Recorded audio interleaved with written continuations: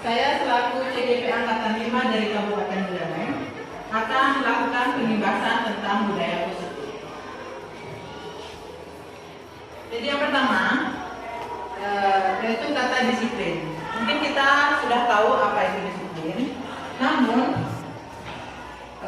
disiplin itu ternyata adalah sebuah pembelajaran. Artinya, kita disiplin itu untuk menggali potensi sehingga kita bisa meraih sebuah tujuan yang ada pada diri kita sehingga kita bisa menghargainya.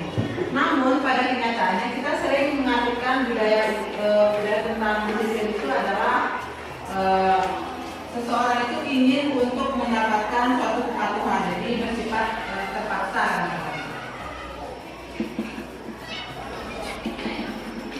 Nah, berikutnya tentang teori motivasi perilaku manusia. Jadi ada beberapa faktor yang bisa membuat seseorang itu untuk termotivasi. Yang pertama, untuk menghindari hukuman. Kemudian yang kedua, untuk mendapatkan imbalan. Dan yang ketiga, untuk menghargai dirinya sendiri.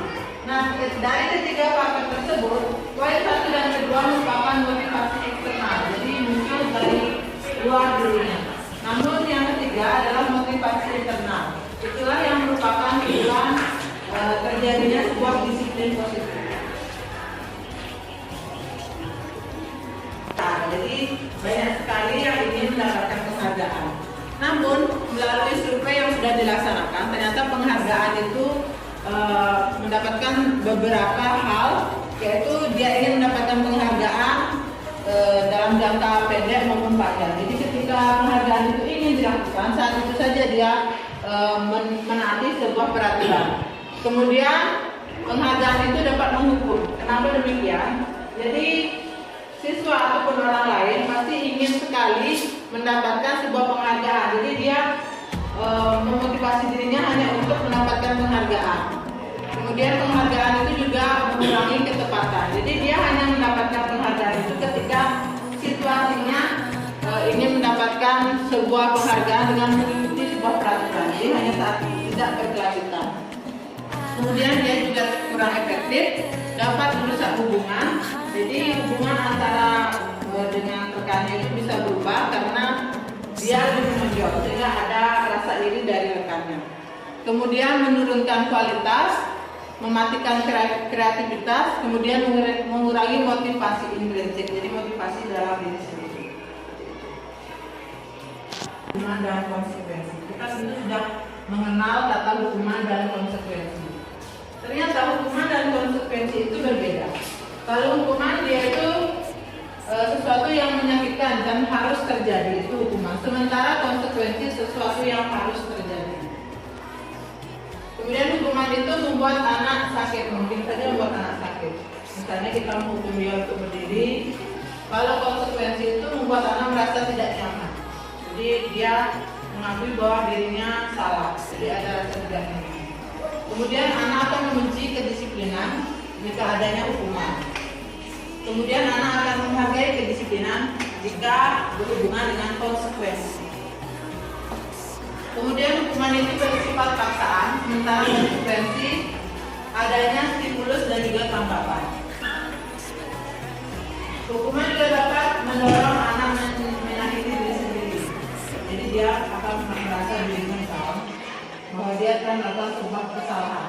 Kalau konsekuensi, anak akan menyesuaikan diri dengan konsep diri yang lebih baik. Jadi dia ingin berubah.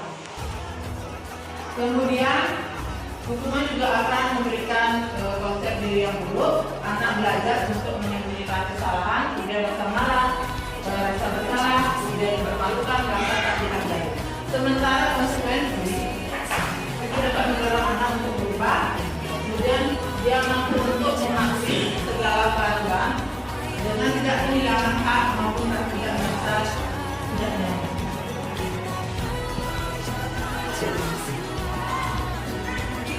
Jadi kita akan membahas tentang restitusi.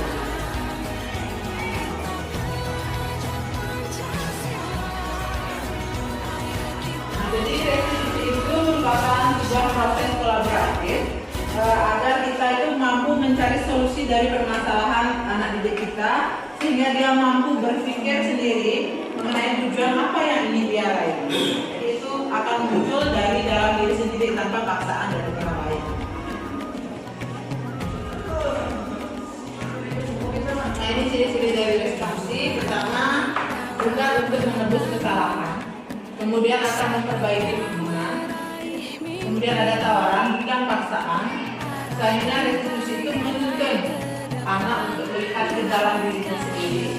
Kemudian restitusi itu menjadi sebuah kebutuhan dasar, dan restitusi itu akan menjadi cara yang lebih baik selain hukuman. Kemudian restitusi itu akan membentuk karakter, kemudian akan memberikan sebuah solusi, dan restitusi juga akan mengembalikan murid berbuat salah pada kelompoknya. Jadi dia akan berusaha untuk memperbaiki diri. Nah, itu restitusi yang bisa kita gunakan ketika anak melakukan pelanggaran.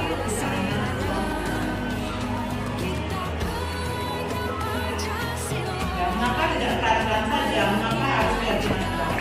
Nah, kita sering melakukan sebuah peraturan. Memang peraturan itu tidak dilarang, namun peraturan itu bisa menjadi sebuah pokok untuk melakukan sebuah kreativitas ataupun aktivitas yang tidak terlepas dari sebuah peraturan. Namun kita bisa membuat sebuah keyakinan dari peraturan, kita bisa mengembangkan peraturan itu jadi sebuah keyakinan kelas.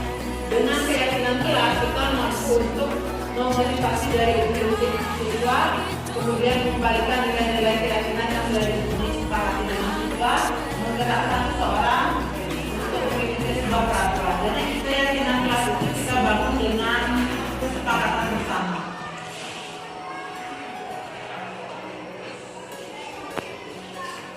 Jadi seperti ini.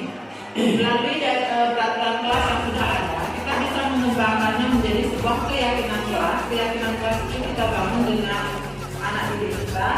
Jadi kita dan anak didik kita itu dapat meyakini bahwa keyakinan kelas itu harus kita terapkan.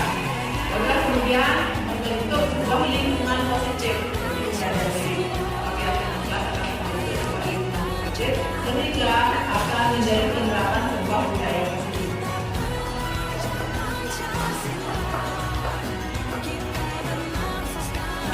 Jadi ini perbedaan antara peraturan dan keyakinan kelas.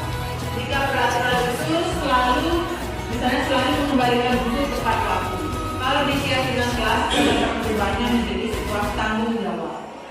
Kemudian jika dilarang mengganggu orang lain, misalnya siswa dia mengganggu temannya, kita bisa mengubahnya menjadi sebuah keyakinan kelas untuk menghormati orang lain. Nah, itu contoh-contoh yang lain, misalnya hadir di sekolah 15 menit sebelum pembelajaran mulai. Itu keyakinan kelasnya bisa menjadi menghormati orang lain atau mempunyai komitmen.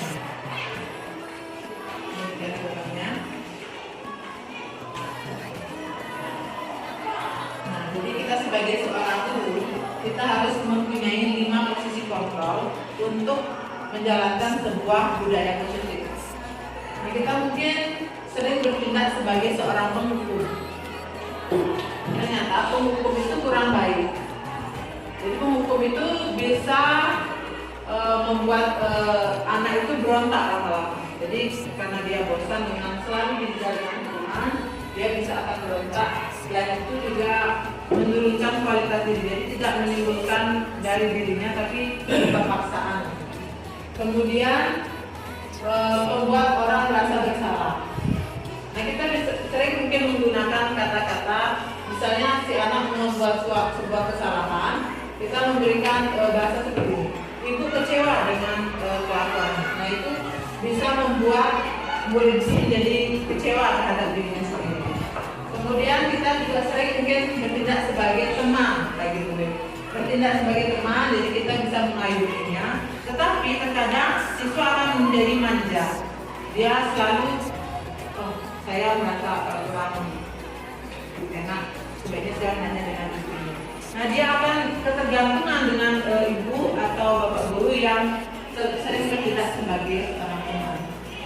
Kemudian memantau. Kita sering mungkin memantau murid hanya memantau dengan segala peraturan yang ada.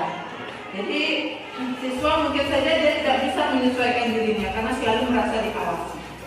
Nah, posisi yang paling baik bagi seorang pendidik itu adalah sebagai seorang manajer.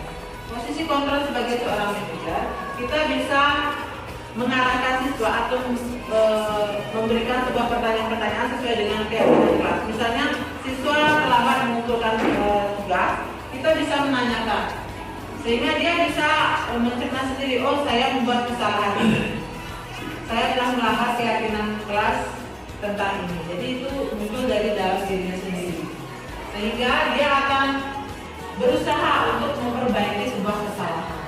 Kita ambil contoh. Setelah membuat komitmen untuk bertanggung jawab, murid A terlambat mengumpulkan tugas. Nah, di sana kita bisa langsung menanyakan sebagai seorang manajer, mengajukan pertanyaan.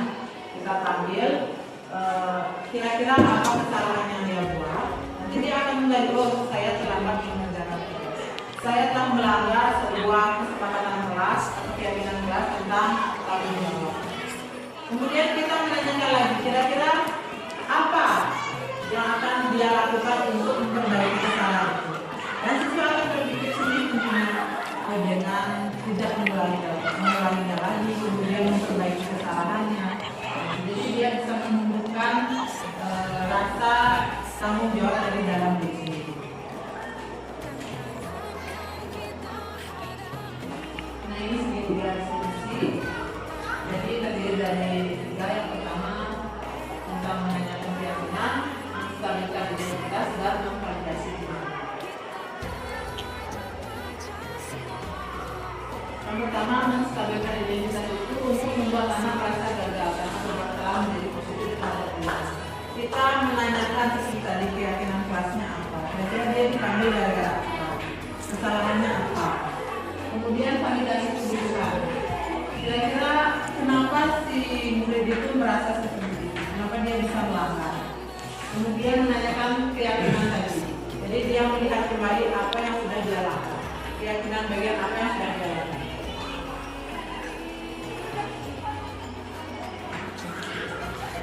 Baiklah, demikian tadi pemaparan saya mengenai budaya positif. Untuk sesi selanjutnya kita lanjutkan dengan tanya jawab. Mungkin ada rekan yang ingin bertanya, saya persilakan untuk menjawab. Terima kasih Ibu atas kesempatan. Om Swastiastu. Dengan apa yang Ibu sampaikan tadi terkait dengan yang simak terkait dengan disiplin, membudayakan budaya positif terkait dengan disiplin ke peserta didik atau siswa termasuk di dalamnya. Jadi yang simak ada hukuman, kemudian ada konsekuensi. Karena konsekuensi berhimpitan sekali. Yang saya lihat di sana bahwa hampir mirip sebenarnya hukuman dengan konsekuensi. Nah, bagaimana? Ada tidak dalam artian memang patokan khusus sehingga kita tidak akan larinya ke hukuman. Seperti yang disampaikan tadi, kita juga menginginkan bahwa untuk penerapan konsekuensi itu yang dalam artian akan menjadi hal yang positif. Kalau tadi cerminannya, kalau hukuman itu arahnya akan ke lebih banyaknya ke negatif. Lebih banyak bukan berarti tidak ada yang positif. Akan ada juga positif, tapi arahnya lebih banyak ke negatif. Nah, patokan-patokan mana yang harus kita gunakan dalam proses memberikan konsekuensi kepada peserta didik, sehingga karena kami lihat atau saya melihat sendiri bahwa hukuman dan konsekuensi itu sangat berhimpitan sekali. Sedikit sekali ada perbedaannya. Memang hanya arahnya yang akan membedakan. Kalau konsekuensi arahnya akan lebih ke positif, sedangkan yang hukuman arahnya lebih banyaknya nanti ke negatif. Namun karena tadi yang perlu saya minta biar ada garis sedikit dasar sedikit terkait dengan konsekuensi tersebut, sehingga kami bisa menerapkan konsekuensi yang dalam artian lebih lah daripada hukuman nanti proses. Itu aja Bu, terima kasih. Terima kasih atas pertanyaannya. Ini akan saya terapkan beberapa contoh yang mana merupakan konsekuensi dari itu.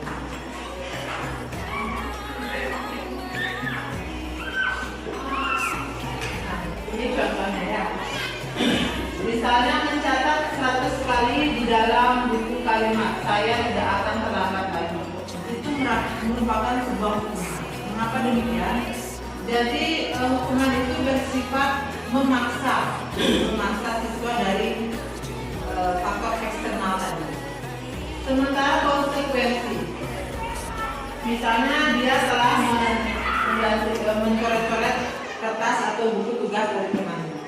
Konsekuensinya apa? Dia harus mengganti kertas tugas teman yang telah dicoret-coret. Nah itu merupakan sebuah konsekuensi. Mengapa demikian? Jadi kalau hukuman itu lebih ke memaksa. Kalau konsekuensi, apa yang telah dia perbuat, itulah yang harus dia pertanggungjawabkan. Nah, konsekuensi itu akan muncul dari dalam diri bagaimana untuk memperbaiki kesalahan tersebut. Kalau hukuman kan belum tentu memperbaiki sebuah kesalahan. Karena murid itu dia terlambat datang ke sekolah atau ke kelas. Dia diminta untuk hanya mencatat kalimatnya itu saja, jadi tidak memperbaiki. Demikian. Kalau konsekuensi dia memperbaiki kesalahan. Itu konsekuensi yang lain yang mana merupakan sebuah hukuman yang berbeda. Bagaimana bisa diterima? Ini Bu, berarti kayaknya nanti kami akan meminta berupa tulisannya atau soft copy-nya sehingga kami juga bisa pelajari dari apa yang didapatkan di guru penggerak. Terima kasih Bu. Ada pertanyaan? Di pemaparan tadi, jadi saya sendiri sebagai pengajar mungkin jadinya mungkin kita berusaha mengenai yang gimana ya saya mungkin saya satu rekomendasinya bisa dipelajari di rumah. Ini merupakan hal baru bagi saya. Jadi nanti bisa baca.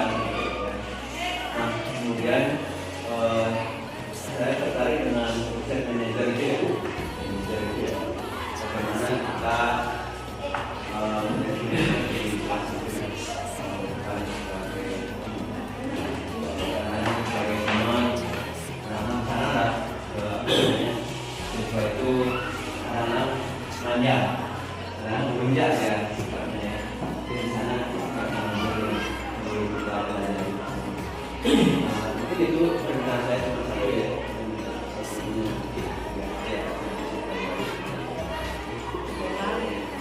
Terima kasih. Jadi demikian rekan-rekan. Nanti saya akan share lagi mengenai mobilnya.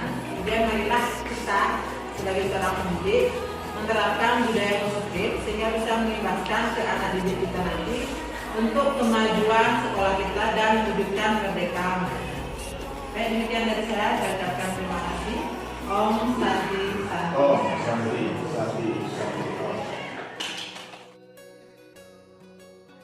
Baiklah anak-anak, jadi kali ini kita akan membuat kesepakatan kelas. Jadi kesepakatan kelas itu adalah aturan yang kita buat untuk membantu pembelajaran agar lebih efektif. Jadi bisa menentukan ibu dan juga kalian. Kesepakatan kelas itu kita bangun, jadi semua anggota harus menyetujuinya. Lalu kita sebut dengan kesepakatan. Nah tadi ibu sudah membagikan kertas. Jadi kalian tulis kesepakatan kelas yang kalian inginkan pada kertas tersebut. Nanti kita tempel di sana. Sudah mengerti? Sudah. Baiklah, apakah kalian sudah selesai membuat kesepakatan yang kalian inginkan? Sudah. Silakan sekarang tempelkan di sebelah sini kesepakatan yang sudah kalian buat. Mulai dari sekarang.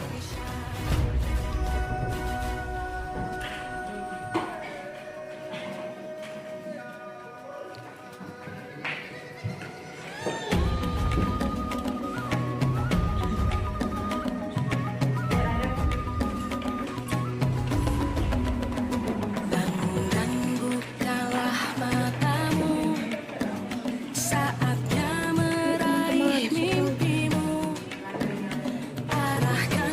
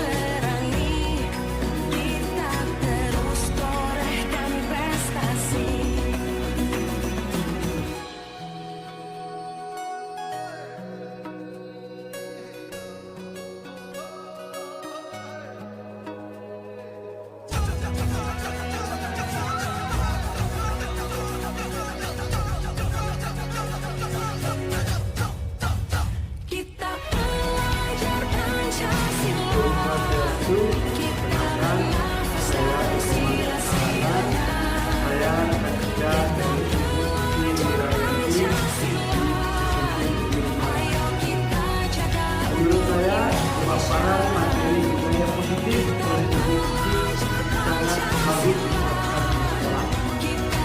Demi kemajuan sekolah, materi disiplin positif sangat cocok diterapkan pada siswa sehingga disiplin mampu muncul dari dalam diri siswa.